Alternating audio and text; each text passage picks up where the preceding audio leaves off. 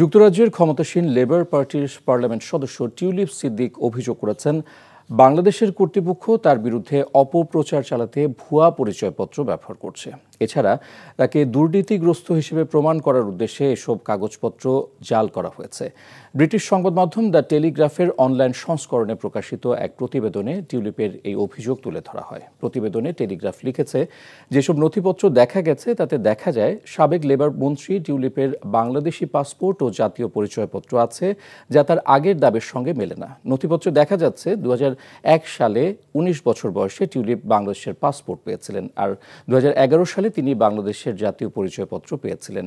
নথিপত্র আরও ইঙ্গিত দিচ্ছে 2011 সালে ঢাকার আগারগাঁও পাসপোর্ট কার্যালয়ে টিউলিপ পাসপোর্ট নবায়নের জন্য আবেদন করেছিলেন। তবে টিউলিপের সহযোগীরা নথিপত্রে নানা অসঙ্গতি ও অনিয়ম তুলে ধরেছেন, যা এর সত্যতা নিয়ে প্রশ্ন তুলেছে।